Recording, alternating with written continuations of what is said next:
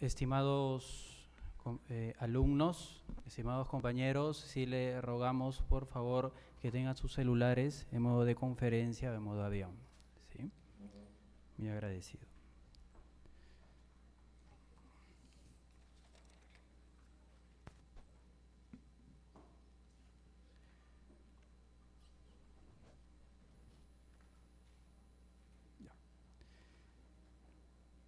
Muy bien, muy buenas noches con todos. El Centro de Investigación de Criminología en esta oportunidad les presenta el tercer curso multidisciplinario de Criminología, desde hoy hasta el miércoles inclusive, en la cual se desarrollarán los siguientes temas. El poder punitivo como codificador de venganza, a cargo del doctor Miguel Pérez Arroyo. Asimismo, también se hará el evento Crimen y Castigo, a cargo del doctor Delfor Manuel Laguerre Gallardo. Y la mentalización del crimen en nuestra sociedad, a cargo de la doctora Elba Plasencia Medina. En la mesa de honor se encuentran el doctor Gino Ríos Patio, director del Instituto de Investigación Jurídica y presidente del Centro de Investigación en Criminología de nuestra universidad. Démosle un fuerte aplauso, por favor.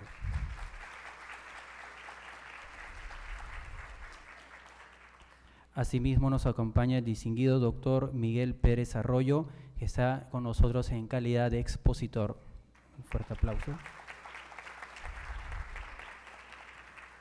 Y también tenemos la agradable presencia del doctor Renzo Espinosa en su calidad de panelista.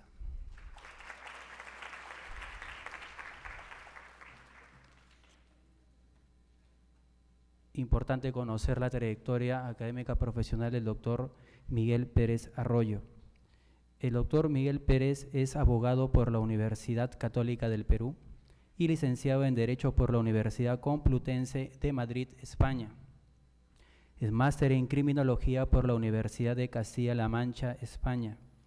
Doctor en Derecho por la Universidad de Alicante, con la tesis titulada El tratamiento criminológico penal y procesal penal de las minorías etnoculturales en el derecho contemporáneo, obteniendo en el 2012 la máxima calificación de apto cum laude. Se ha desempeñado en varios cargos laborales privados, estatales y profesionales. Ha sido profesor de Derecho Penal, Procesal Penal y Criminología en la Pontificia Universidad Católica del Perú hasta diciembre del año 2005.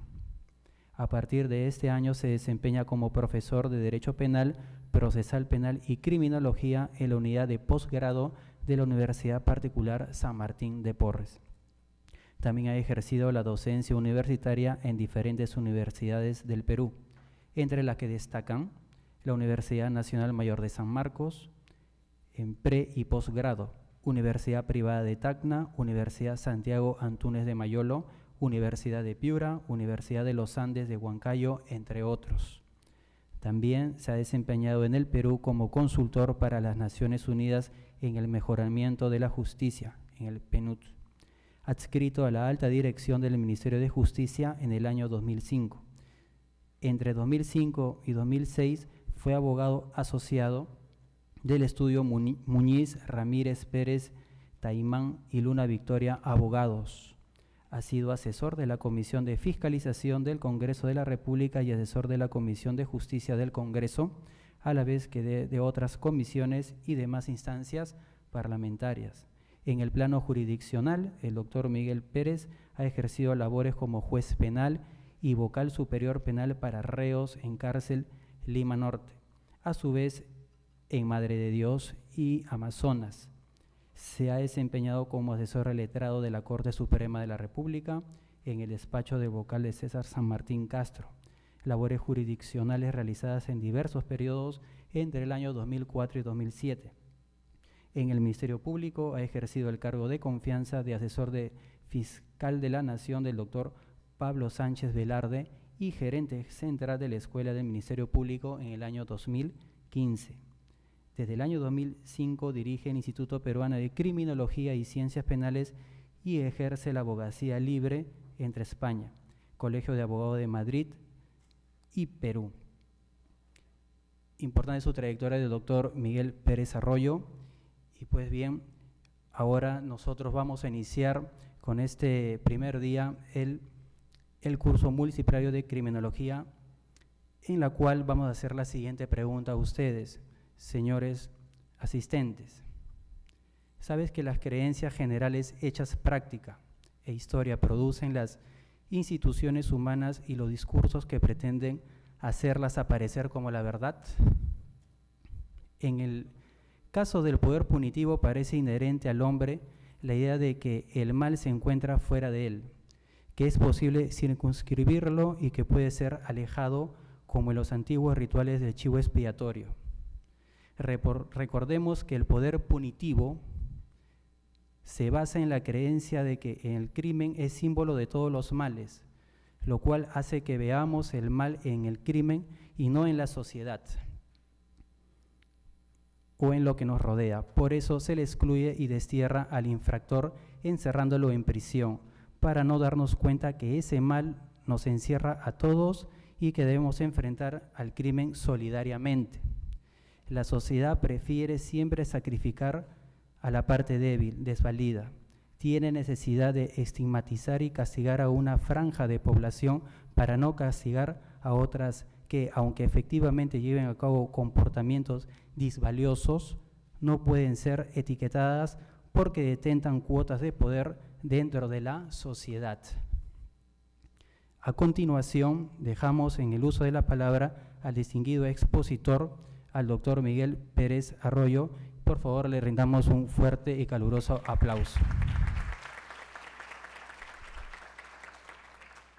Asimismo, también por parte del doctor Gino Ríos, le felicita por la masiva concurrencia, esperando estar siempre hasta el final de la jornada académica. Muchas gracias, doctor.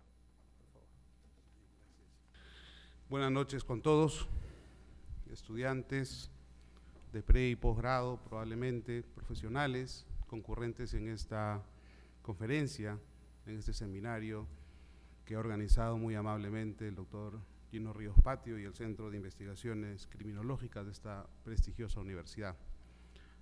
Ciertamente no puedo dejar de agradecer la invitación del doctor Gino Ríos Patio y del profesor Renzo Espinosa por esta amable invitación y por las interesantes reflexiones que ha hecho el presentador en función al tema que ahora nos toca exponer en grado de conferencista, de una clase magistral, como quiera denominársele dentro de una perspectiva de seminario. Efectivamente, el tema que nos aboca es probablemente el más importante de los últimos tiempos. La criminalidad, la venganza punitiva, el quehacer del Estado en el control de la criminalidad, cómo el Estado destila o cómo el Estado procesa la criminalidad y todo el complejo criminal que implica esa categoría, delincuente, delito, víctima, control social, en función a lo que justamente significa esa respuesta del Estado. Y hacer esto, comentar, trabajar, hablar y estudiar el tema de la criminalidad, no es fácil. No es fácil, sobre todo cuando vivimos en sociedades, como lo ha dicho las interesantes reflexiones del presentador, en donde probablemente se vea un solo lado del problema, en donde el problema comienza por el delincuente y termina en el delincuente, en donde el problema pareciera que empieza con el delito y termina con el delito, y finalmente la sociedad parece un convidado de piedra, o simplemente el Estado a lo único que se tendría que dedicar es a castigar, más no a prevenir, que es justamente el problema que nos enfrenta en los últimos tiempos y que forma parte, si acaso, en los tiempos electorales que vivimos, en el quehacer cotidiano de todos los partidos que ahora mismo nos proponen soluciones, al parecer, mágicas respecto del tema de la criminalidad. Y justamente de esto se aboca la criminología. Y digo que es especialmente complejo trabajarlo desde el punto de vista criminológico en este país. ¿Por qué? Porque para empezar no existe facultad de criminología. En otros países, en México por ejemplo, desde el año 1969 existe en Nueva León y se fundó en Nueva León la primera facultad de criminología. Y actualmente son por lo menos 30 universidades en México que tienen facultades de criminología, que se abocan al problema de la criminalidad. Y como digo, el problema de la criminalidad no empieza ni termina en el delito, en el delincuente, sino que es todo ello y más aún. Se va a la víctima, se va al control social y últimamente al autocontrol. Y en el Perú, la criminología no es más que un curso electivo, hasta donde puedo yo entender, en la mayoría de universidades. Y en algunas universidades ni siquiera se toma en cuenta en las mallas curriculares. Y déjenme decirles que es la ciencia más importante de las que se consideran ciencias penales. Y no solamente la más importante, sino que incluso supera en utilidad al derecho penal. La supera por completo. Al punto, y les pongo de ejemplo, que en países en donde la criminalidad es menor, no interesa el penalista, sino interesa el criminólogo. Porque ¿para qué sirve el penalista cuando el delito no se comete? Y de esto justamente se ocupa la criminología, de que el delito no se cometa, de que el delito no se produzca, de prevenir la conducta delictiva. Si eso fuera así, obviamente viviríamos una realidad diferente, probablemente una realidad muy parecida a los países nórdicos, de Escocia, de Irlanda, de Suecia, de Finlandia, en que incluso, por noticias últimas, se ha sabido que están cerrando cárceles porque no hay delincuentes. O, inclusive, un país como Suiza, en un momento determinado, quiso construir unas cárceles en El Salvador y mandar a los pocos reos que tenía El Salvador para que ellos se encargaran de la administración de ese penal. Y simplemente El Salvador no quiso, en Centroamérica. Entonces, si esa es nuestra realidad, que no tenemos profesionales, porque claro, el criminólogo en Perú, ¿quién es? Es el penalista que hace criminología de buena voluntad, que estudia criminología de buena voluntad, pero la criminología ya no se ha agotado o no se agota en 3 o 4 libros. La criminología es una ciencia autónoma, es tan autónoma e interdisciplinaria que si yo me pongo a hablar de criminología con un penalista probablemente me entienda el 10%. Porque, por ejemplo, categorías interdisciplinarias en términos criminológicos de patologización de la sociedad, probablemente tendría que echar mano de la criminología clínica o probablemente habría que echar mano de ciencias como la psiquiatría o la psicología para darnos cuenta de ella. Entonces, y en ese sentido rindo honores a esta cátedra del doctor Gino Ríos de fomentar esta ciencia, de fomentarla al punto de que están organizando un evento de estas características y no solamente eso, invitaría a la Universidad de San Martín, y se lo he dicho en algún momento a los profesores que dirigen el posgrado, que armemos una maestría en criminología, que creemos una facultad de criminología, que formemos gente experta en el manejo del delito, del crimen, de la delincuencia, que tengan un cupo laboral en el sistema penitenciario, en el sistema jurisdiccional, que hagan viable y posible que la predictibilidad de la conducta delictiva no solamente sea en función a un diagnóstico temprano del delito, sino que incluso podamos hacer predecible que el delito no ocurra sobre la base de la identificación de esos factores criminógenos, que es justamente de lo que trata la criminología contemporánea. Entonces, y vuelvo a reiterar mis felicitaciones a la cátedra del profesor Gino Ríos y de Renzo Espinosa, en el sentido de organizar este tipo de eventos y entrar a una reflexión criminológica de lo que significa en verdad la criminología como ciencia y de lo que se ocupa. Y obviamente de lo que se ocupa es de 4 cosas fundamentalmente: del delito, del delincuente, de la víctima, del control social. Y últimamente, en lógica comparada, del autocontrol. Obviamente eso es el objeto múltiple de estudio de la criminología. Y de lo que obviamente vamos a hablar es de la venganza punitiva, es decir, de la manifestación que significa la reacción penal del Estado para justificar esa misión que tiene el Estado a fin de reducir los índices de conflictividad social y criminal que aparecen en la sociedad. Eso ciertamente se aboca a un estadio intermedio entre la sociología criminal y la criminología crítica, y justamente de eso también vamos a hablar. Pero que en definitiva lo que estaría estaríamos en todo caso trabajando en una lógica más de abocamiento, en un discurso criminológico, es ¿para qué sirve la criminología? Y eso lo vamos a ver después cuando hagamos digamos, un redundamiento, o un redondeo, mejor dicho, de esta conferencia.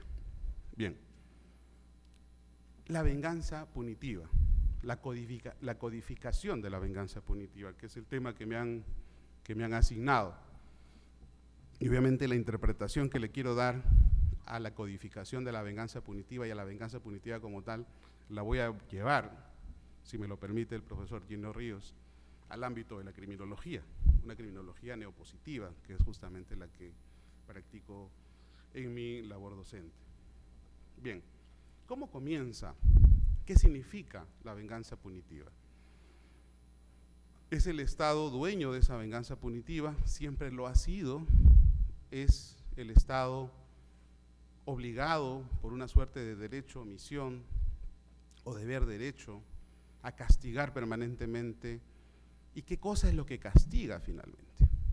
Entonces aquí hay un tema previo a lo que significa un discurso criminológico crítico o de crítica del sistema penal, que es por donde va, y es probablemente una categoría utilizada en función a la venganza punitiva o la codificación de la venganza punitiva más cercana a la criminología crítica. ¿Qué cosa se castiga? Es decir, cuando trabajamos el tema de la venganza punitiva tenemos que primero centrarnos a qué es lo que castiga el Estado y qué cosa es lo que castiga el Estado. ¿El Estado castiga delitos? Sí, ok, estamos de acuerdo. ¿El Estado castiga crímenes? Sí, pero ¿qué está detrás del delito y qué está detrás del crimen? Obviamente, si nos quedamos en un mero discurso retórico, ¿no?, de saber por el saber, obviamente haríamos un libro enorme de un tratado respecto de esto, el delito, la venganza punitiva y tal, pero preguntémonos qué se castiga y por qué, y qué está detrás del delito o del crimen. Y la respuesta que nos alcanza la criminología contemporánea es que detrás del delito y el crimen hay algo mucho más grande y mucho más genérico que el delito o el crimen, que son categorías penales. Son categorías que se inventa el penalista para racionalizar justamente la reacción del Estado, porque la misión del derecho penal es esa, racionalizar la reacción del Estado. Frente a eso que no define el derecho penal y que en todo caso, en términos de racionalización, lo encierra en un concepto, en un metaconcepto llamado delito, como es acción antijurídica, típica, antijurídica y culpable, obviamente hay algo detrás, que es la conducta disfuncional, que es la conducta desviada. Esa conducta disfuncional o desviada, obviamente, es a lo que responde siempre la conducta criminal. Toda conducta criminal, toda conducta delictiva es una conducta desviada, es una conducta disfuncional. Y como tal, merece, no necesariamente el castigo, merece el tratamiento. Porque claro, ¿qué cosa es el delincuente? ¿El delincuente es un sujeto que amanece un día a las 5:30 o 6 de la mañana y dice, hoy día voy a cometer delitos? No. Y eso lo tenemos que tener claro para entender el problema de la delincuencia. El delincuente no amanece un día a las 6, 7 de la mañana, 8 de la mañana, no sé a qué hora se levantarán ustedes,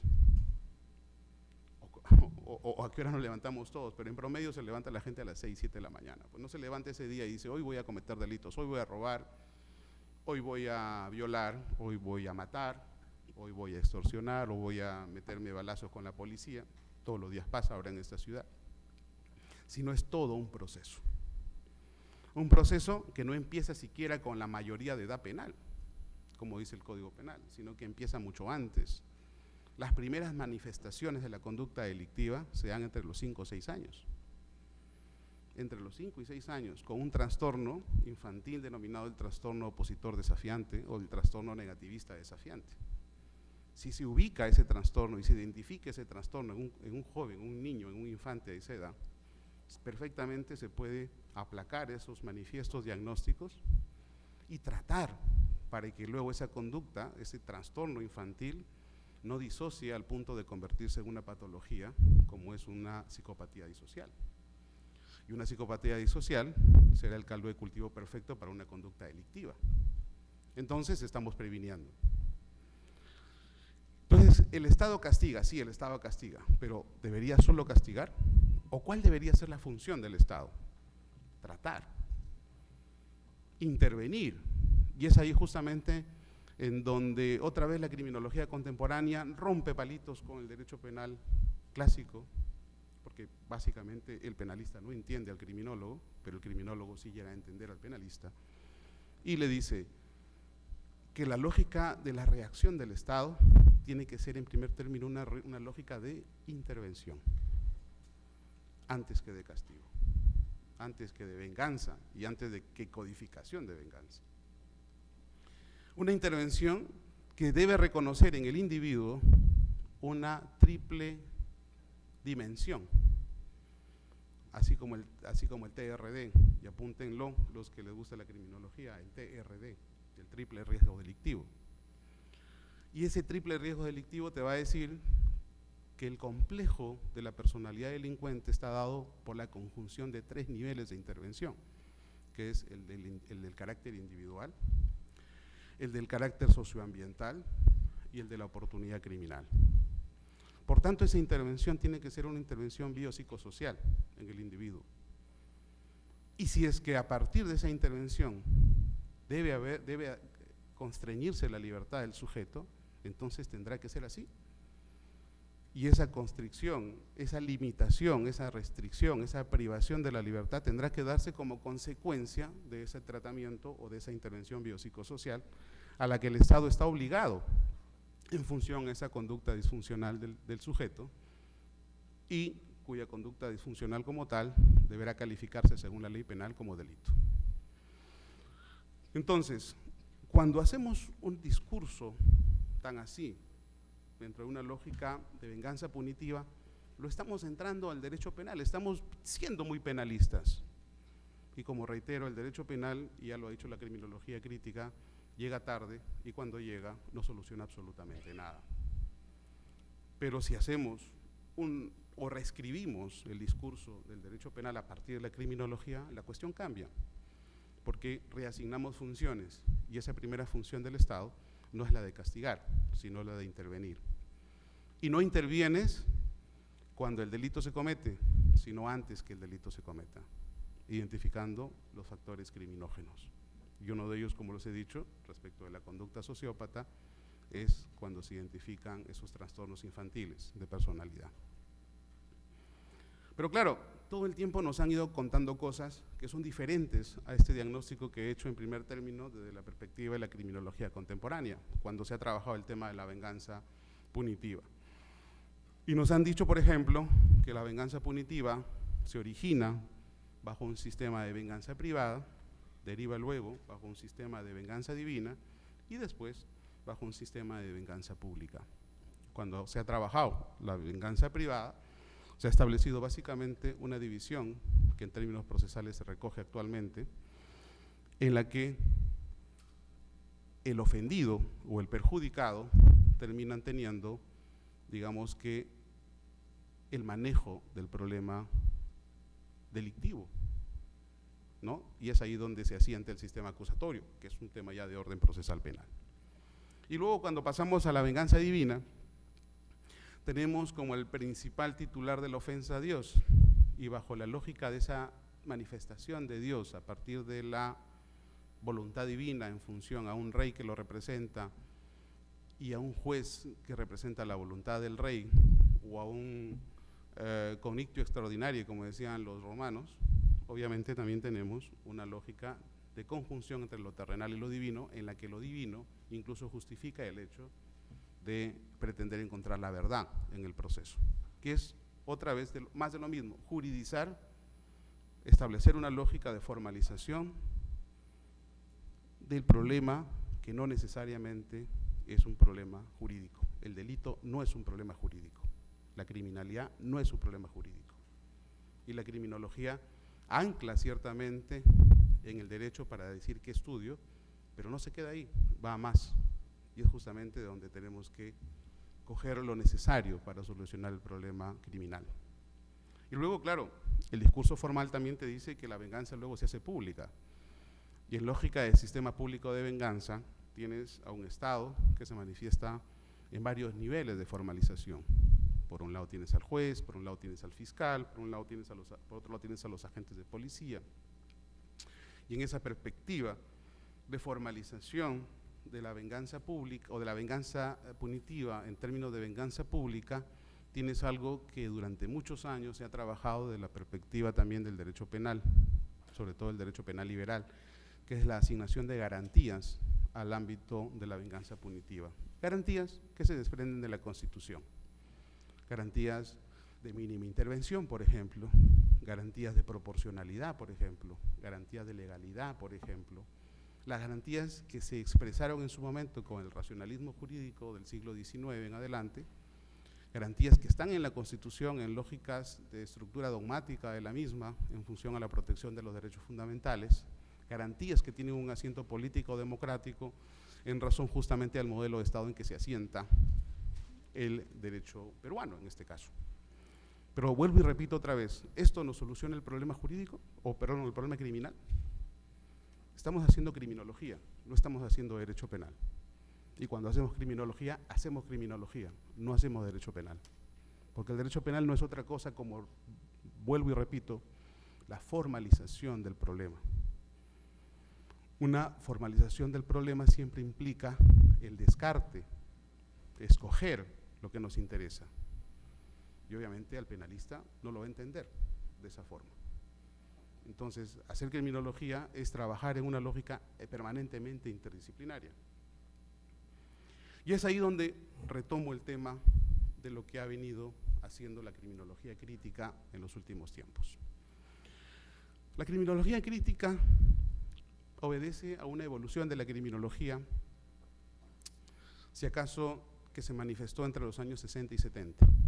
La gran movida de los 60 dio origen a la criminología crítica. La toma de París, la movida europea, ¿no?, que permanentemente sientan sus bases en estas perspectivas socialistas, la New Left, la izquierda, que se manifestó a partir de la criminología crítica, ¿no?, de la crítica al sistema penal y el abolicionismo que luego se derivó de ella. Y claro, lo que ellos criticaban, entre otras cosas, era el carácter positivista, o mejor dicho, el carácter etiológico de la criminología positiva. ¿Qué significa esto? Hay toda una evolución de la criminología, de la criminología clásica hasta la criminología precientífica, científica, la criminología positiva y la criminología contemporánea. Y toda esa evolución siempre cuestionó algo en particular. ¿El delito se puede explicar a partir de ciertas causas? Eso es una pregunta fundamental. ¿El crimen se puede explicar a partir de cierta etiología, es decir, a partir de ciertos factores que la pueden explicar en términos causales, si existen relaciones de causalidad? ¿La conducta delincuente puede ser estudiada en términos positivos, es decir, en términos científicos? Y obviamente la respuesta que le dio la criminología crítica en su momento era que es el Estado el gran productor de la conducta delictiva y no necesariamente la decisión del sujeto o las patologías propias del sujeto, porque finalmente en esta lógica de segmentación y discriminación, el delincuente terminaba siendo algo así como una clase social desposeída o una clase social con menos poder o una clase social que terminaba siendo aplastada en lógica de dominación, de dominación por parte de quien detentaba el poder. Entonces, lo que se hizo en ese momento fue establecer, si acaso, una base ciertamente radical, una base ideologizada del sistema penal. Y no le faltaba razón, pero no tenía toda la razón. Porque ciertamente sí hay una base etiológica de la conducta delictiva. Una base etiológica que puede no ser determinante, y estamos de acuerdo. Por eso es que hablo yo de una criminología neopositiva, en la que obviamente se retoman las enseñanzas de la escuela positiva, de la criminología, la escuela italiana básicamente, y se estructura a partir de un conjunto renovado en cuanto a discurso se refiere de lo que significa el TRD o el triple riesgo delictivo. Y a partir de ello tenemos un discurso absolutamente nuevo. en la que es posible responder algunas preguntas que nos dio siempre el minimalismo y el abolicionismo, sobre todo en el sentido de racionalizar esta venganza punitiva, porque ese ha sido el enfrentamiento que siempre se dio.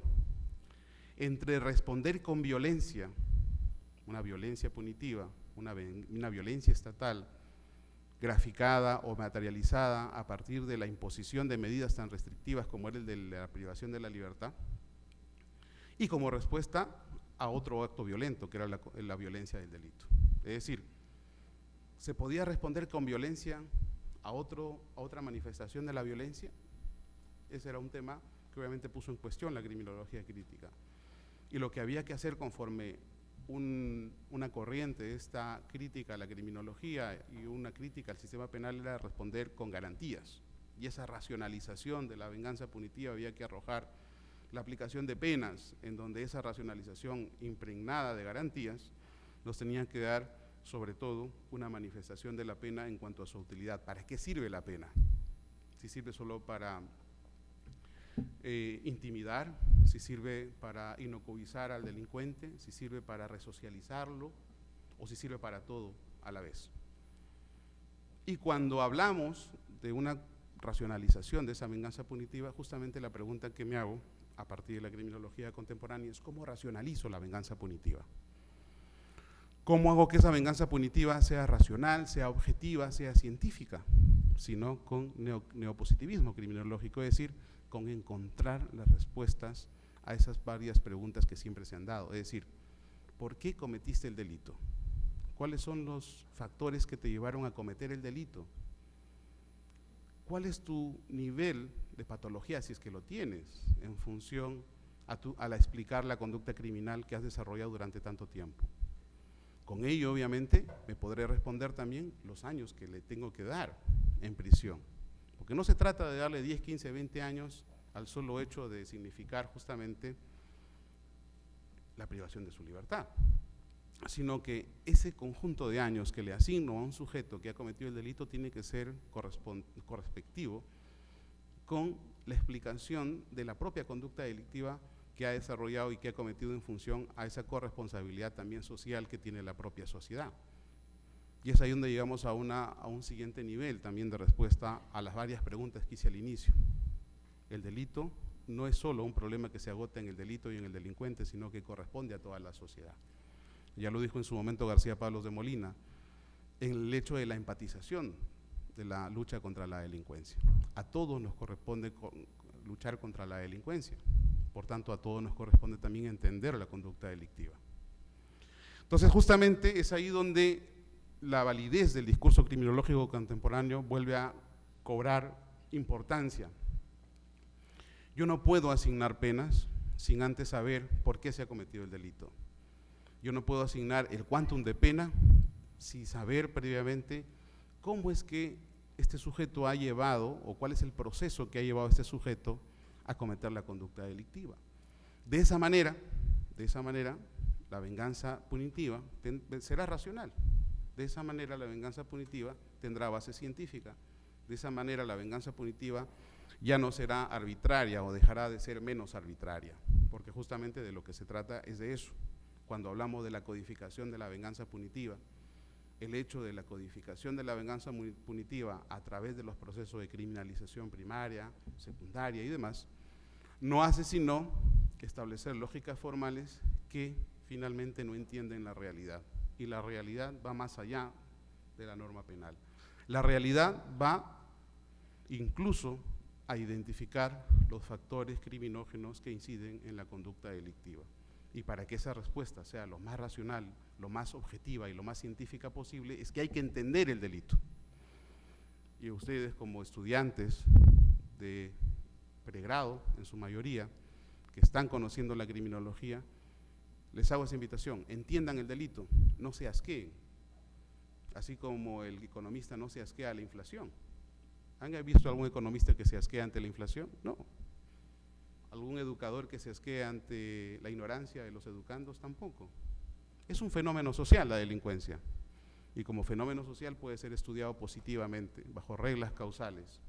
Y solo así podremos llegar a responderle al delito, a luchar contra él y a minimizarlo en términos estadísticos. De otra manera, seguiremos haciendo lo que se ha hecho durante muchos años, elevando penas que no sirven para nada, quitando beneficios penitenciarios que tampoco sirven para nada, construyendo cárceles a más de 4.000 metros sobre el nivel del mar, que es la tontería más grande que he escuchado, y cosas por el estilo. Luchar contra el delito no es una cuestión de demagogia, es una cuestión de ciencia, y es justamente a lo que les invito a todos en esta oportunidad. Muchas gracias.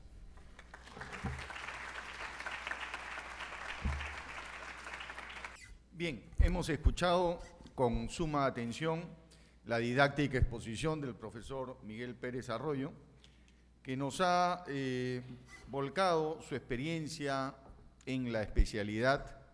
Él, como criminólogo graduado en España, tiene pues una visión científica acerca del crimen.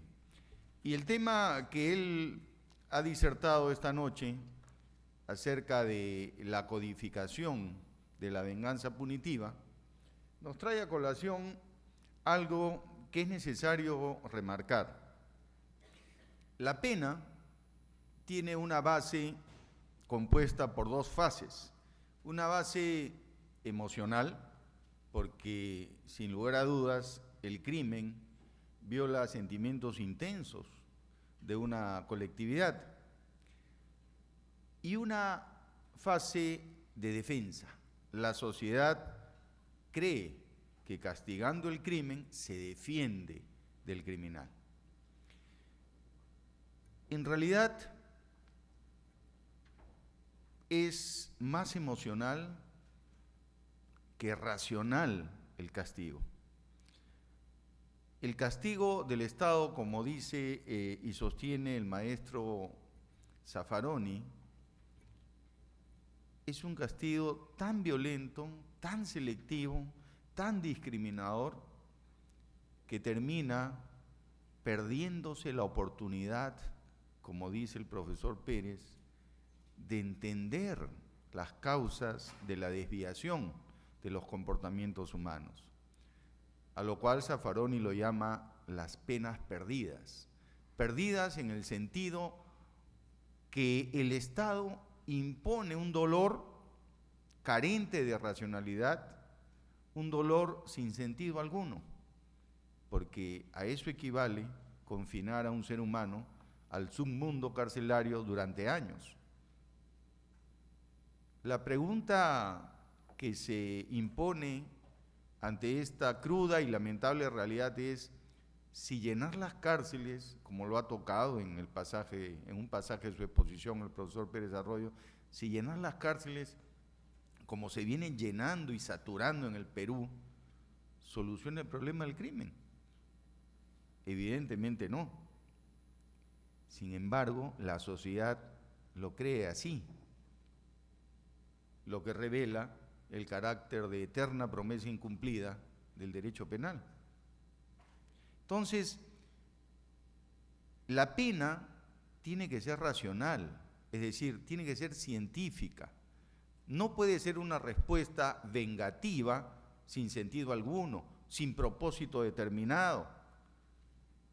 Equivaldría a preguntarnos, ¿necesitamos penas más duras para que los delincuentes, ¿no es cierto?, que ingresan por una puerta no salgan por la otra? Yo creo que la pregunta más pertinente sería, ¿a dónde ingresan? ¿A qué mundo? ¿A qué realidad? La cárcel es terrible.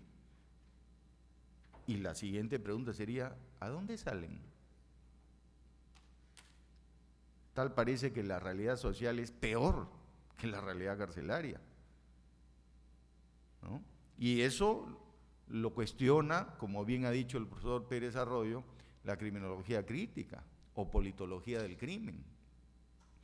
El profesor ha dicho que si bien el crimen es pluricausal, la criminología crítica postula que las causas prevalentes del crimen son de orden estructural en la sociedad.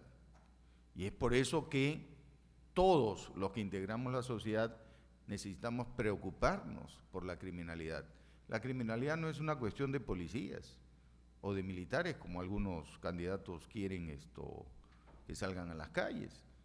No, tampoco es cuestión de serenazgos, ni de más patrulleros, más fiscales, más jueces penales, más cárceles, como ha dicho el profesor. No, la criminología es una cuestión social que interesa e involucra al mismo tiempo a todos por igual.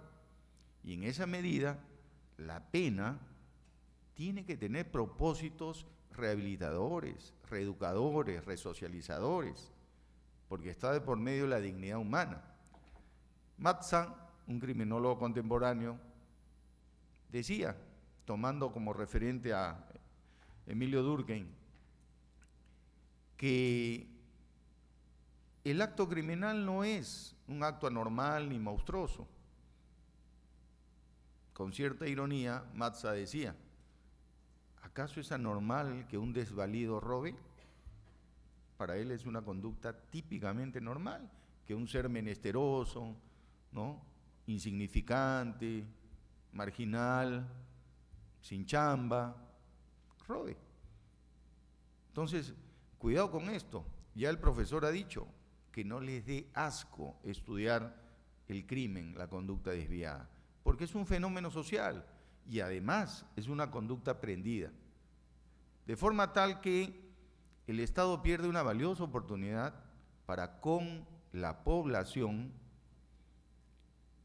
de imponer penas reeducadoras, penas que tengan un sentido y penas que no sean penas perdidas, desaprovechadas, porque el Estado, la sociedad y cada uno de nosotros somos corresponsables en la generación del crimen, en la producción de comportamientos disvaliosos. La sociedad piensa que el mal está fuera de ella, el otro siempre es el responsable. Y esto implica una mirada desde adentro para poder entender que ello no es así. Que la injusta distribución de la riqueza, la falta de oportunidades, la desigualdad entre las personas que pueden existir en un Estado son la principal causa del crimen.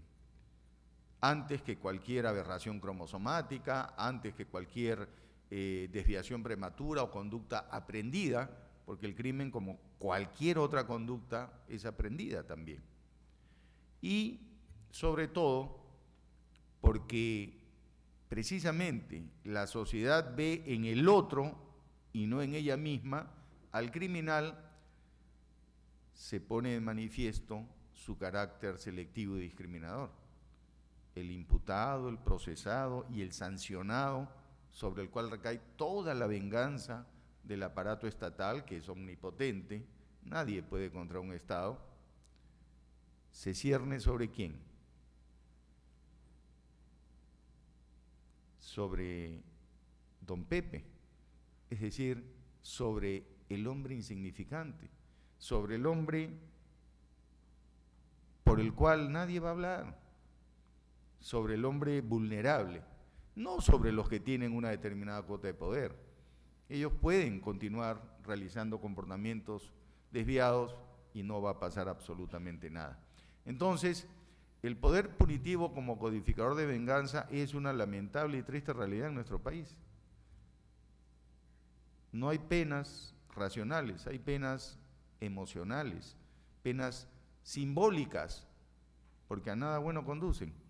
No resuelven los conflictos sociales que significan los crímenes, para nada. No resuelven los problemas de la víctima tampoco. Entonces, fíjense bien, jóvenes, que el Estado peruano históricamente tiene una mirada ajena y distante frente al problema de la criminalidad y utiliza continuamente a la pena como un instrumento de venganza pública para, a través de los discursos oficiales y de la actividad de las agencias estatales de control penal seguir creyendo y haciendo creer a todos nosotros que las penas van a poder solucionar el problema de la criminalidad. Y eso, bien lo sabemos, no es así. Desde diciembre hasta la fecha se han implementado, ¿no es cierto?, los procesos inmediatos por delito de flagrancia, por delito flagrante, perdón. ¿Y qué ha ocurrido? En 3 meses, 3.200 personas han ingresado a los penales, condenadas en 3 días, a penas que van de 6 años a más. Por delitos flagrantes, que la gran mayoría son únicamente de violencia y resistencia a la autoridad. Entonces, esto representa la manera como el Estado ejerce un control social vertical, prácticamente militarizado. No toda razón origina un acto, pero sí toda razón debe estar sustentada en valores.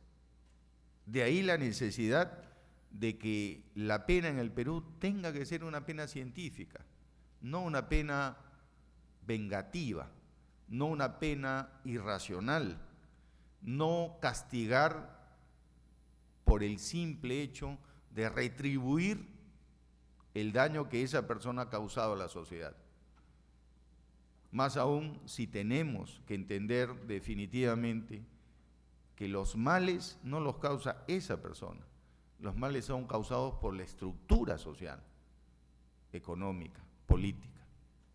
Entonces, yo creo que la gran lección que nos ha dejado la disertación del profesor Pérez Arroyo es la de que tengamos otra mirada y generemos otro tratamiento al problema de la criminalidad, con base en esos conceptos tan valiosos que nos ha obsequiado esta noche. Gracias nuevamente, doctor Pérez Arroyo.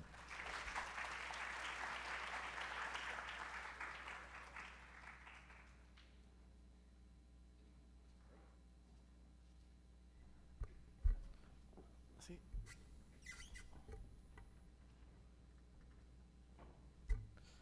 Buenas noches, queridos alumnos. Muchas gracias, doctor Pérez Arroyo, por su brillante clase magistral, ¿no?, que me recuerda como profesor que fue mío en la maestría de esta universidad, ¿no? Siempre lo recuerdo con mucho cariño a usted. Un poco para ponernos, ¿no?, digamos, un cuestionamiento, ¿no?, en base a sus argumentos, como panelista que me toca hacer, quisiera formularle una pequeña pregunta en base a lo que usted nos ha explicado esta noche, ¿no? Y coincidiendo también, ¿no?, en el extremo de la no necesidad, ¿no?, de penas sumamente graves, ¿no?, como es lo que por tendencia se utiliza en nuestro país, ¿no?, para pretender que no se cometan los delitos, ¿no?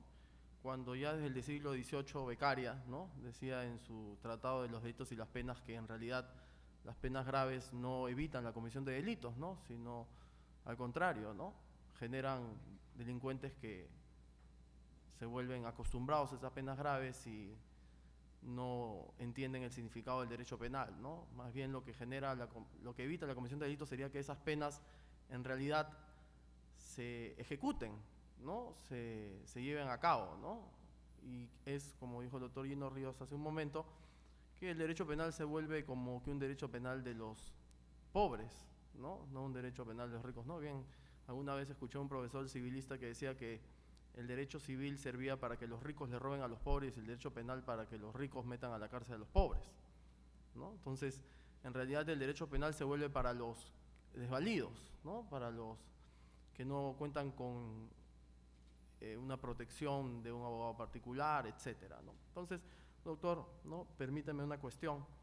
¿Qué clase de penas, ¿no?, usted nos podría sugerir desde su punto de vista criminológico resultan necesarias, ¿no?, como parte de nuestro derecho penal, ¿no?, partiendo lógicamente de una visión criminológica? Lo que pasa es que yo, claro, yo soy doctor en Derecho y soy criminólogo, y a veces el derecho me decepciona cada vez más frente al tema de la criminalidad. Por eso es que creo menos en el derecho frente al problema de la criminalidad, porque el derecho no soluciona absolutamente nada. El crimen es una cuestión que va más allá de las pautas normativas que nos da el sistema penal. Y ciertamente, para lo único que puede servir el derecho penal es para que esa reacción del Estado esté llena de garantías y que haya una respuesta racional a la comisión del hecho delictivo en cuanto a asignación de penas. Pero justamente ahí entra la cuestión que creo resulta importante retomar y trabajarla de aquí a futuro. La pena, básicamente la pena privativa de libertad, es como su nombre lo establece, es una pena en donde la libertad se restringe, pero se privilegia la mera restricción de la libertad, se privilegia la restricción de la libertad. Y la lógica del tratamiento o de la intervención biopsicosocial del individuo que es sujeto a una pena privativa de libertad se desmerece, simplemente se toma como una suerte de anécdota. Es decir, cuando metemos a la cárcel a una persona, supuestamente para resocializarla, que es lo que dice la Constitución, aunque nos damos cuenta que no solamente es una cuestión de reinserción o resocialización, sino también una cuestión retributiva en medio. Cuando metemos a la cárcel a una persona, no estamos pensando nunca, ni el sujeto que condena, ni el sujeto que pide la condena, es decir, ni el juez, ni el fiscal, ni la parte civil o la parte acusadora particular está pensando en que va a recuperar al individuo para que no vuelva a cometer delitos. Es decir, a todos se les olvida la función principal de la pena. Y finalmente lo que hay es una mera restricción de la libertad, una mera privación de la libertad y una consideración del sujeto que va a la cárcel como si fuera una suerte de despojo humano, de basura que se arrincona a un costado y que no moleste por 20 o 30 años, ¿no? Esa es una consideración finalmente que se hace y que se da. Yo me pregunto, un juez cuando dice 20 años de cárcel, está bien, la ley dice 20 años, 15 años, pero dice 20 o 30 años, cadena perpetua. ¿Está pensando en cuál es el fin de la pena? Cuando el legislador establece que un marco punitivo va a ser más o menos, o que se va a aumentar, o que se va a crear nuevos delitos y asigna nuevas penas, máximas penas, ¿está pensando en resocializar o en recuperar al individuo? No está pensando en ello. Simplemente está pensando en quitarse el problema de encima durante algunos años. Los arrincona en un penal. Y lo peor de todo es que luego cogen, y algunos otros políticos dicen, vamos a coger y vamos a llevar esos penales fuera de la ciudad, que no nos molesten, nos estorban, nos estropean el paisaje urbanístico. Obviamente, eso es lo que se piensa de los rellenos sanitarios, ¿no? Y finalmente lo que se tiene es que las cárceles son una suerte de rellenos humanos, de basureros humanos. Y cuando esta gente luego sale de las cárceles, no está ni resocializada, ni reinsertada, ni reeducada, sino que al contrario va a salir peor. Porque no solamente se pensó en, o mejor dicho, no solamente no se pensó en privarle de su libertad, sino que tampoco se pensó en recuperarlos para la sociedad. Y es ahí donde yo propongo una inversión de los valores que deben estar presentes al momento de asignar una pena. Yo lo que creo es que cada vez más nos acercamos a modelos en donde, por ejemplo, el informe criminológico pueda servir para justificar una pena. Es decir, ¿quién va a ser el profesional que nos va a decir cuántos años tiene que ir a la cárcel un sujeto? ¿Va a ser el abogado que entiende solo de leyes? ¿O va a ser el criminólogo que nos va a decir y nos va a expedientar y nos va a graficar, nos va a decir cómo es que este sujeto cometió el delito, por qué lo hizo, cuál fue su entorno socioambiental, su entorno de barrio, de familia, de las disfunciones sociales que estuvo en medio de su convivencia, para que de alguna manera expliquemos y podamos de alguna manera también intervenirlo biopsicosocialmente? Probablemente sea un psicópata, probablemente no lo sea, probablemente solamente sea un esquizoide, probablemente solamente sea un narcisista, es decir, todo un expediente clínico que nos diga cuántos años esta persona necesita para recuperarse. Y si anexo a ello, digo, este tratamiento necesita 3 años, 4 años, 5 años, 6 años, entonces obviamente esa inversión en la que lo principal y lo accesorio se volteen y tengan un nuevo sentido, es que probablemente solo así se pueda llegar a concretar un fin fundamental de la pena, que es la resocialización. Es decir, primero digo, ¿qué tratamiento tiene o necesita? Y eso me lo va a decir el perito criminólogo, cosa que en Perú no hay, ni por asomo siquiera. En México había, hasta el año 2013 o 2014, que se derogó luego del sistema de funcionamiento jurisdiccional y penitenciario, y otra vez lo quieren volver a retomar. En la ley de enjuiciamiento criminal española se puso como propuesta, no se ha llegado todavía a materializar, pero sí en los países nórdicos existe esa realidad, en donde la pena no se da por mera voluntad del juez, sino que esa voluntad del juez se supedita al hecho de su tratamiento o al hecho de su intervención biopsicosocial. Por tanto, respondiendo a la pregunta de Renzo, del profesor Renzo, ¿qué pena se necesita? Pues yo digo, lo que no es que se necesite una pena u otra, sino se necesita invertir los valores restrictivos de libertad. No privilegiar la mera restricción de la libertad, sino privilegiar el tratamiento, privilegiar la intervención. Y si con ello implica una privación de su libertad, producto de ese tratamiento coactivo, ciertamente, obviamente démosles los años que necesita para ese tratamiento, pero no al revés.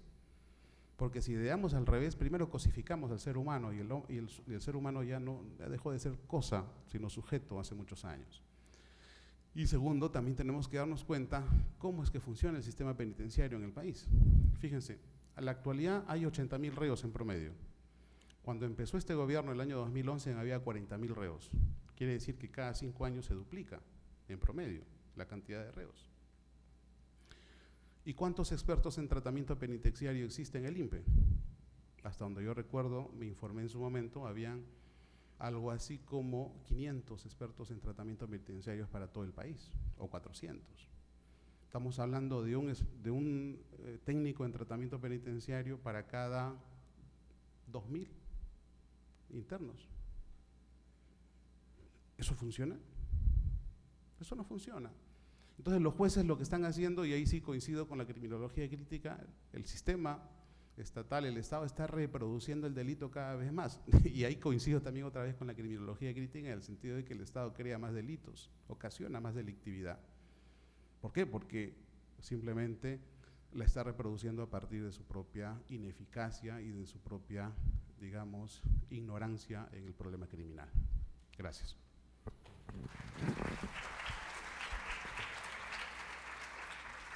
Bien, en los minutos siguientes vamos a dar paso a las preguntas del público.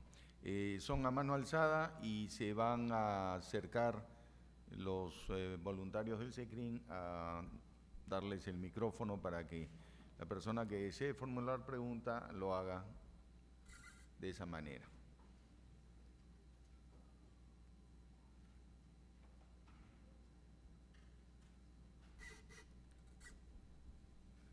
¿Alguna pregunta?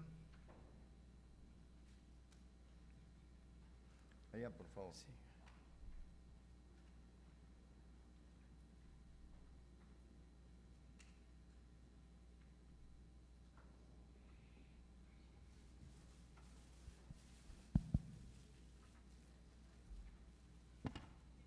Buenas noches a todos, compañeros, doctores.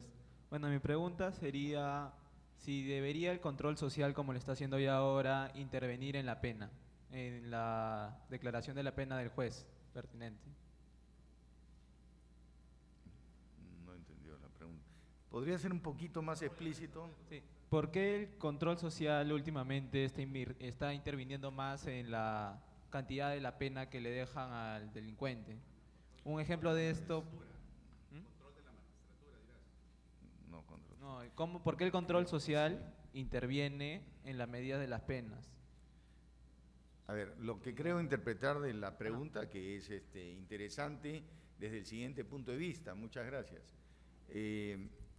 Parece que lo que el alumno quiere profundizar es por qué el control social, que de por sí es un ejercicio de dominación del Estado respecto de los ciudadanos, para que se le obedezcan, se ha exacerbado a tal punto que ha ocasionado un fenómeno de agravamiento de las penas. ¿Es así? Eso sería la pregunta. Okay. Muy buena la traducción del... A ver, en criminología contemporánea existe efectivamente el control social como un objeto de estudio de la criminología, pero también no olvidemos que existe también últimamente el autocontrol. Eso obviamente lo podríamos discutir en otro momento, pero de lo que se trata en términos del control social, efectivamente el Estado interviene para definir qué conductas son delictivas y también para definir, siendo ya la conducta delictiva, el quantum de pena. Y lo que ocurre en los últimos tiempos es que, creo yo, el Estado se ha patologizado, producto también de las demandas sociales, patologizadas por cierto también, de quienes respiran el miedo al delito. Fíjense, acá hay dos indicadores criminológicos objetivos, que es uno, la victimación real y la victimación potencial. La victimación real en el país supera ya el 35-40% real, es decir, de cada 10 personas, 4 por lo menos han sido ya víctimas de un delito, ¿no? Y si obviamente disparamos y extrapolamos la estadística, estamos hablando de miles y por lo menos un par o 4 millones de personas en un país, o más inclusive, de 30 millones de peruanos. Estamos ante una situación mucho más fuerte, estamos hablando de por lo menos 15 o 12 millones o 13 millones de peruanos que probablemente han sido ya víctimas de un delito. Y en cuanto a victimación potencial, estamos hablando de un 87%, es decir, de cada 10 peruanos, 8.7, 9 personas están con la psicosis de ser víctimas de delito. Y eso lo han extrapolado por completo a quienes dirigen la política estatal. Yo coincido con la criminología crítica en el sentido de que efectivamente el poder de definición del Estado se vuelca a crear delitos, a criminalizar, a definir conductas delictivas y a agravar penas. Pero en lo que no coincido con la criminología crítica, que solamente esa sea la causa de que la conducta delictiva existe. Porque mucha de la conducta delictiva, estamos hablando de un 40 a un 60%, se debe a patologías internas dentro de la estructura del sujeto. Es por eso que hablaba del triple riesgo delictivo. Fíjense, busquen un poquito en términos de bibliografía contemporánea, sobre todo de la escuela catalana y de la escuela inglesa, respecto de la criminología contemporánea, el triple riesgo delictivo. Y uno de esos factores es el factor individual. Ese factor individual indica que en el complejo individual de cada individuo, de cada sujeto, existen una serie de patologías, producto, entre otros, del desarrollo económico, una cosa que también en su momento se estableció como una regla de producción delictiva. Las sociedades con inestabilidad económica positivas, lo que llamaban las sociedades crísico-positivas o las crísico-negativas, producían delictividad a partir de una serie de patologías socioindividuales. Esto es, las sociedades en crisis económica y las sociedades en auge económico. Las dos sociedades producen criminalidad, a veces incluso descontrolada, las crísico-positivas y las crísico-negativas. Entonces son reglas que ya están probadas científicamente. Entonces, esto ha ocurrido en los últimos años y finalmente eso se ha asentado en el Estado, se ha asentado en quienes dirigen las reglas definitoriales de la conducta delictiva y han establecido también niveles justamente en ese lado de lo que significa la dominación, que hasta ahí podemos entender un acuerdo con la criminología crítica, pero también no olvidemos lo otro, que es una patologización cada vez más incrementada por parte de la propia sociedad. Una patologización de la sociedad que lleva de la mano de una carencia también del propio Estado, que es el de no invertir en políticas de salud mental. Lo que le dice la OMS respecto de la salud mental es que por lo menos el 80% de la población mundial tiene algún tipo de trastorno o por lo menos rasgo de trastorno de personalidad. El 80%. O rasgos o trastornos. Son diferentes según el DSM. Entonces, si es que eso es así, en algún momento puede derivar en conductas patológicas, en conductas desviadas. Y una conducta desviada no controlada a tiempo origina conductas delictivas. Y eso se produce con mayor razón en las sociedades crísico-positivas y crísico-negativas. ¿Qué tipo de sociedades hemos tenido últimamente en el Perú? ¿Qué tipo de sociedades tenemos en el Perú? ¿Crísico-negativas o crísico-positivas? Crísico-positivas, es decir, en auge económico. Solamente las sociedades neutrales no producen delictividad como la hemos producido nosotros, neutrales. Y el Perú no es una sociedad neutral. Sociedad neutral, por ejemplo, son los países nórdicos, en donde hay una estabilidad producto del estado de bienestar. El Perú no tiene eso, ¿no? Como también produce delictividad a partir de esta patologización de la sociedad, las sociedades crísico-negativas, es decir, con crisis económica galopante, como por ejemplo se produjo en España entre el año 2009 y 2011, en la que los cables de luz, los cables de teléfono y los cables de la televisión por cable eran robados. Imagínense un país europeo en donde de un momento a otro ya no había cable, televisión por cable. ¿Por qué? Porque se lo habían robado, el cable, ese cable que transmite la señal. Y claro, eso nos llevaba en su momento, cuando me comentaban, a comparar un poco lo que pasaba también aquí en Perú. ¿Y qué pasaba? Los inmigrantes rumanos cogían en las noches y robaban los cables, los llevaban a los destartaleros estos de chatarra, ¿no? Los recicladores de chatarra, y lo vendían, el kilo de cobre, el kilo de metal. Entonces, crísico-negativas, crísico-positivas producen delictividad a partir de una patologización mayor de la sociedad. Entonces, si es que no, como Estado y como científicos sociales o como científicos criminólogos, no advertimos que esto va a suceder o sucede, obviamente va a suceder lo que acaba de comentar el compañero, en donde el control social se dispara, se patologiza totalmente, y se necesita algo así como más sangre en el ruedo, ¿no?, para vivir felices, que es justamente en donde termina por descansar una mayor intervención del Estado en cuanto a conductas, criminalizando las conductas o elevando las penas hasta límites insospechados, o restringiendo los beneficios penitenciarios o limitando el hecho de dichos beneficios para que los sujetos puedan estar más tiempo en la cárcel, sin razón o con razón, pero que finalmente no termina por cumplir esa función, como lo hemos dicho ya antes. Gracias. ¿Alguna otra pregunta? Ahí, la señorita y la señorita. Y después la señorita. 3 señoritas. Buenas noches. Mi pregunta va más, ¿cómo podría abarcar la criminología en las penas de violencia física que impone el derecho consuetudinario? O sea, ¿cuál podría ser una relación que se podría establecer la criminología con las penas que impone el derecho consuetudinario? Es todo un capítulo aparte.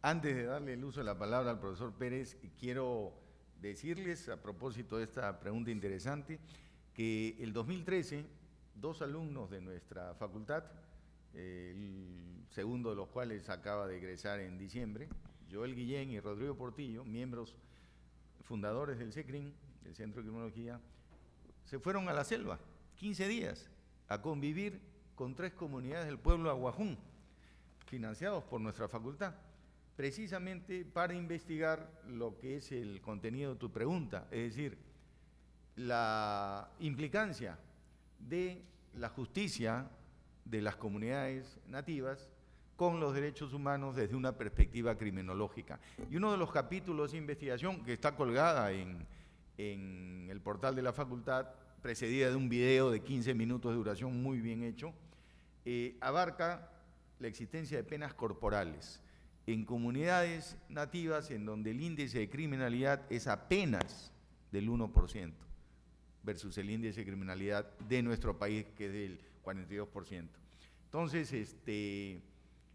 es muy pertinente tu pregunta, pero anticipo que es todo un capítulo aparte el tema de las penas corporales de acuerdo al derecho consuetudinario.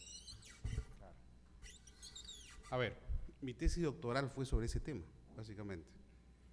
Mi tesis doctoral tiene 1080 páginas en promedio. Vamos a tratar de resumir en breves minutos la pregunta que tú te has hecho. A ver, en el año 1932, un autor norteamericano llamado Thorsten Selling estableció una primera regla sobre lo que tú acabas de mencionar. Y es que la criminalidad se daba origen ya no solamente en lógicas de dominación y poder, como en su momento estableció Massimo Paverini, o de patologías individuales propias de los sujetos desviados, o de situaciones particulares propios de cada sociedad, sino que se debía también a los problemas conflictivo-culturales, ¿no? la interrelación en un mismo espacio social de sujetos con complejos culturales distintos ocasionaba problemas de delictividad. Básicamente porque el derecho es un conjunto de códigos culturales, ¿no? El derecho positivo es un conjunto de códigos culturales, el hecho de no matar, no violar, no robar, son lógicas culturales que vienen de Roma, de Grecia, ¿no? Y que han sido traídas a nosotros productos del coloniaje. Cuando pautas culturales, complejos culturales se asientan diferentes, se asientan en un mismo espacio social con colectivos diferenciados a partir de esos complejos culturales, se produce necesariamente un conflicto cultural. Hay una definición clásica a partir de esta regla de Selling referido a los problemas input o output, que llamaba complejos o problemas de conflictividad intercultural, intraculturales o extraculturales. Bueno, en este caso sería un problema de conflictividad extracultural, ¿no? Porque son complejos diferenciados, diferente a un complejo intracultural en la que esos complejos no son diferenciados, sino forman parte de un mismo colectivo. Por ejemplo, los testigos de Jehová. Los testigos de Jehová son gente occidental que piensa occidentalmente, o sea, su complejo cultural es occidental, pero claro, hay valores intrínsecos de ellos referidos a su libertad religiosa que los obliga, por ejemplo, a rechazar el tratamiento médico, producto justamente de esa ideología religiosa diferente o esa religiosidad diferente. Eso en algún momento va a ocasionar que alguno de sus miembros se muera, producto de una omisión de asistencia, probablemente, y ahí va a originarse un problema de delictividad también, producto de estas diferencias culturales intrasistémicas. Pero en el caso que tú has planteado, son complejos culturales diferentes dentro de un mismo espacio social, en lo que obviamente se piensa de manera diferente, se piensa de manera absolutamente y radicalmente distanciada. ¿Cuál ha sido la respuesta de la criminología en ese sentido? Para responder a lo que significa aminorar la conflictividad social, justamente el entendimiento y la tolerancia, por un lado. Y segundo, aparece otro valor de la criminología, que es el autocontrol. ¿Qué significa el autocontrol? Es la decodificación permanente del sujeto de los valores que informan su conducta. Y esa decodificación permanente del sujeto de los valores que informan su conducta lo lleva a autoconstreñirse y que no necesite del control social formal, ¿no? No necesita que lo amenacen con una pena, no necesitan que lo amenacen con privarse de la libertad, sino que los valores que tiene, probablemente mucho más afianzados, producto de su propia cultura, hace que se comporten de una manera mucho más acorde con lo que significa la conformidad social o las expectativas sociales en ese marco social. El problema es que, claro, cuando hay discrepancias, y si es que esas discrepancias lindan con los derechos humanos que están de por medio y que lo establece el 149 de la Constitución, ¿qué es lo que pasa? Hay toda una lógica también de construcción y de un esfuerzo de construcción jurisdiccional o jurisprudencial a partir del Acuerdo Plenario 1/2009, ¿no? En la que obviamente se reconoce la incidencia del condicionamiento cultural en la conducta humana, a nivel de tipo, a nivel de antijuricidad, a nivel de culpabilidad. Pero claro, y ese sí es un lenguaje formalizado, porque justamente ya cuando ocurre eso, estamos ante una lógica de dominación y poder, como dice la criminología crítica. O sea, quien define finalmente eso en última instancia va a ser el derecho formal, pero el derecho formal tiene que tener el conocimiento de que eso es así. Y el reconocimiento, no solamente el conocimiento, sino el reconocimiento, el respeto y la tolerancia de la diferencia. Ese es un poco, en resumen, de lo que se trata. Gracias. Había una señorita más y con ella terminamos.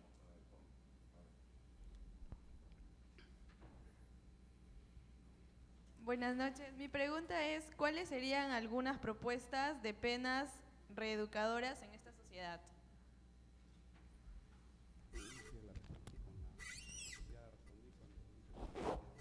A ver, esa pregunta creo que ya la respondí cuando hablé, cuando respondí también a la pregunta del profesor Renzo Espinosa, que es básicamente invertir, creo yo, la validez en función a la mera restricción de la libertad con la intervención biopsicosocial. La reeducación del individuo va en función a esa intervención. El individuo es un complejo de factores psicológicos, biológicos y sociales, y la reeducación tiene que incidir en esos tres factores. Entonces, esa intervención biopsicosocial tiene que ser importante o mucho más importante que el mero hecho de la restricción de la libertad. Si producto de esa intervención se necesita restringir la libertad, que así sea, pero que no sea al revés, que no se restrinja la libertad, olvidándonos del tratamiento o de la intervención. Eso es un poco, creo yo, a donde debemos trabajar o a donde debemos apuntar en los próximos años, a fin de que el derecho penal, como decía Radrus en su momento, en su lógica de omisión, probablemente tengamos que tener un derecho penal mejor, ¿no? Si no podemos conseguir algo mejor que el derecho penal, hagamos un derecho penal mejor, decía Radrus en su momento. Terminamos con la señorita.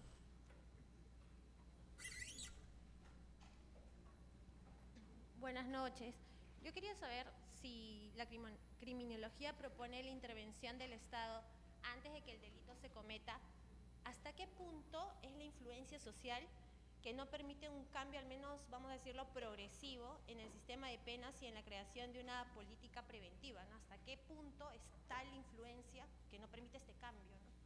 Gracias. A ver, esa es una de las críticas que siempre se hace a la criminología neopositiva, en el sentido de que la criminología positiva es, para empezar, una ciencia. La criminología neopositiva es una criminología de base científica. Ya no se hace politología del crimen, eso se deja a un lado. La politología del crimen, la criminología crítica nació en los años 60 y probablemente ha quedado todavía rezagos y queda todavía rezagos de esa criminología crítica hasta los años actuales, ¿no? Pero creo yo, de la perspectiva científico-criminológica, digamos, no es lo más apropiado para abordar el problema de la criminalidad contemporánea, porque es una criminalidad mucho más compleja que la que se daba antes. Una básica diferencia, por ejemplo, entre la criminalidad de antes y la criminalidad de ahora es que vivimos una criminalidad asociacionista, ¿no? Una criminalidad en donde el sujeto ya no solamente piensa en cometer delitos, sino piensa ya en todo el complejo empresarial delictivo, es decir, ¿cómo hago para cometer delito, para escapar? Si escapo, para eliminar testigos, si me capturan para que luego el fiscal no me acuse o el juez me absuelva. Es decir, hay toda una lógica de organizatividad, de asociacionismo en la mentalidad del individuo criminal, del sujeto criminal. Por tanto, la criminología contemporánea se desideologiza. Esa es una primera característica que tiene la criminología contemporánea, es una criminología desideologizada. Mal o bien, es una criminología, como digo, objetiva. No se mete en cuestiones ideológicas o políticas, ya no se hace politología del crimen. No se vive de esa manera o no se establece una base científica de ello. Por tanto, es una crítica que la criminología crítica le hace a esa criminología, que dice que permite el status quo, no permite el cambio. Sí, pues efectivamente, de eso dice la criminología científica o contemporánea, que de eso se ocupen los políticos, ¿no? Y no los criminólogos. Los criminólogos son científicos del crimen, ¿no? El tema político no nos interesa por ese lado. Me permite la distinguida concurrencia un minuto para, en conjunto, agradecer y despedir al profesor Miguel Pérez por su brillante, didáctica y precisa conferencia. Profesor Miguel Pérez Arroyo, en nombre del señor decano de la Facultad de Derecho, el doctor Ernesto Álvarez Miranda, y en el mío propio, en representación del Centro de Investigación en Criminología, permítale rendirle homenaje por su disertación y hacerle entrega de este testimonio por su disertación. Felicitaciones.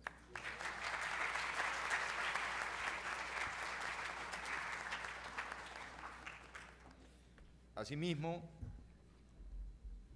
como uno de los poquísimos criminólogos que tenemos en el Perú, la Facultad de Derecho, siempre atenta a los avances de la ciencia, especialmente de las ciencias sociales, quiere rendirle homenaje también a usted en gratitud por su conferencia con este recordatorio que esperemos lo luzca en su despacho. Claro que sí.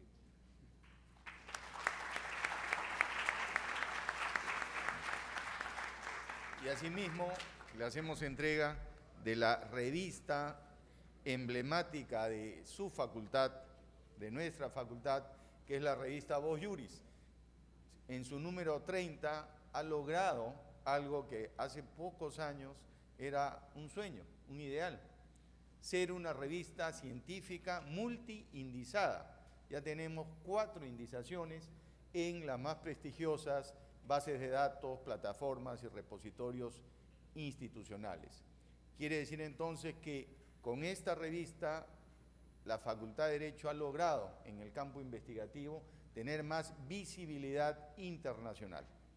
Sale 2 veces al año y este último número, porque la revista es temática, es de Derecho de Minería, Energía y Recursos Hídricos. Doctor. Bueno.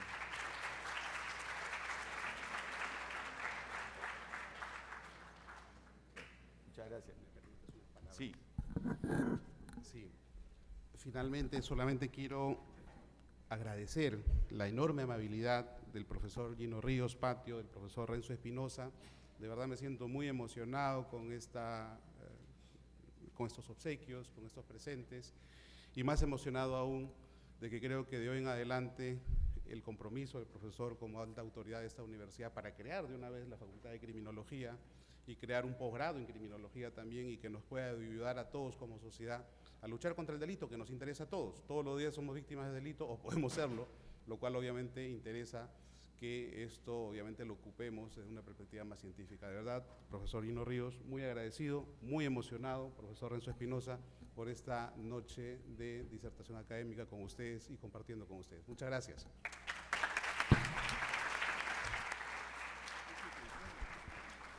Muy agradecido al doctor Miguel Pérez Arroyo. Pues bien, el día de mañana nos encontramos con la segunda jornada del curso, en la cual veremos sobre lo que es crimen y castigo con la presencia del doctor Delfor Manuel Laguerre. Muy buenas noches con todos, lo esperamos el día de mañana en la segunda jornada.